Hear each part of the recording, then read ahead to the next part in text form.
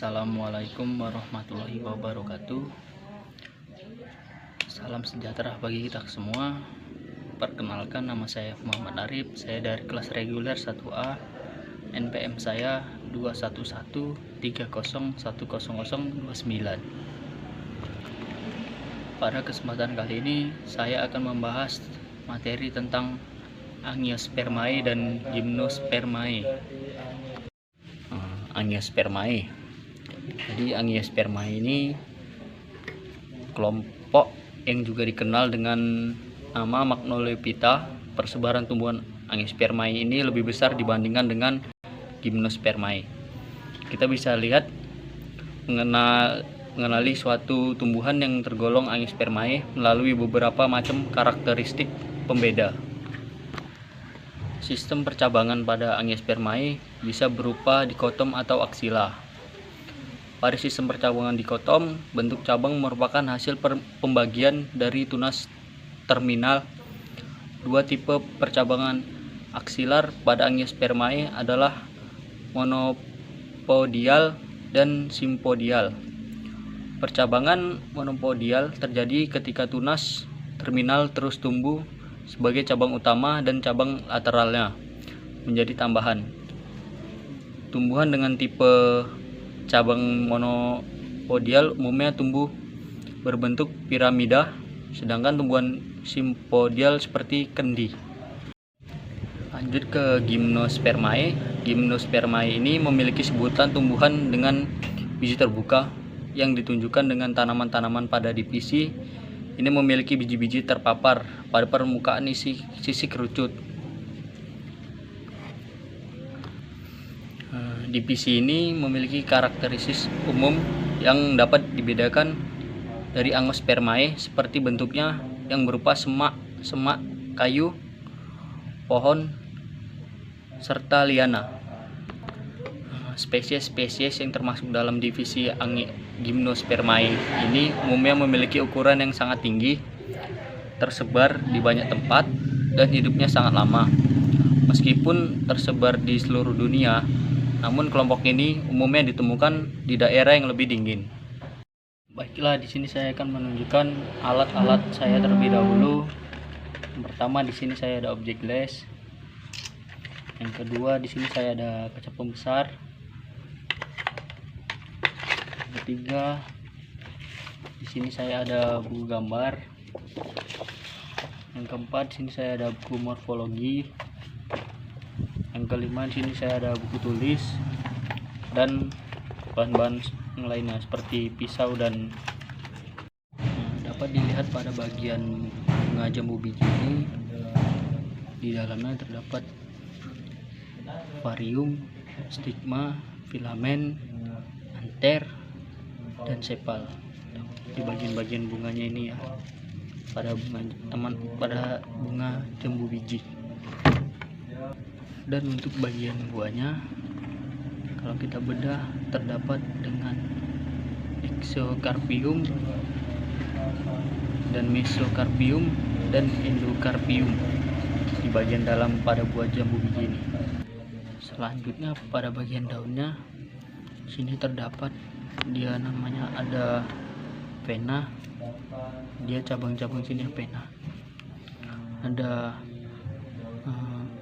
nervus lateralis, dan ada apex, coli, dan lamina nih layan-layannya, dan margofoli, dan costa. Costanya ini bagian tengah tulang daunnya costanya.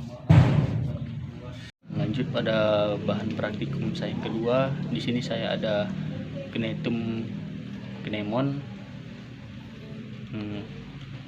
atau pada tanaman melinjo ya.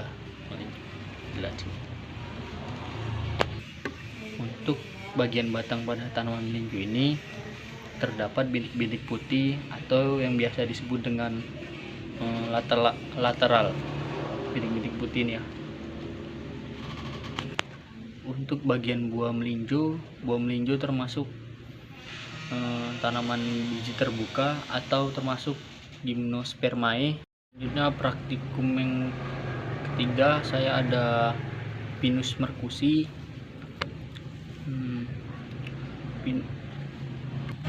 Pada daun pohon pinus ini, daunnya berbentuk jarum. Pada bagian pangkalnya terdapat sarung dan sisi yang mengelilingi dua daun jarum. Untuk batang pinus, bentuk batangnya membulat. Tajuk pohon mudah menyerupai piramid. Kalau tua menjadi lebar dan rata. Arah tumbuh batang tegak lurus ke atas. Percabangan batang monopodial, yakni batang pokok lebih jelas dan lebih cepat pertumbuhannya dibandingkan cabang-cabangnya. Lanjut pada buah pinus. Buah pinus ini termasuk bentuknya seperti kacang-kacangan ya. Inilah di sini bentuk pinusnya.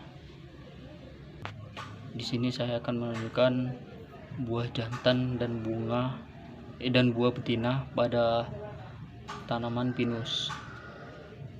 Ini adalah contoh buah jantan pada tanaman pinus merkusi, dan ini adalah contoh tanaman buah betinanya pada tanaman pinus merkusi.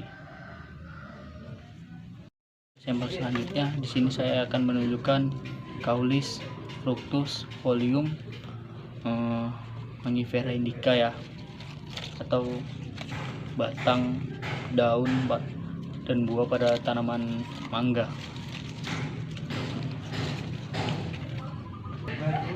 Jadi mangga ini termasuk ke dalam tanaman Angiospermae ya.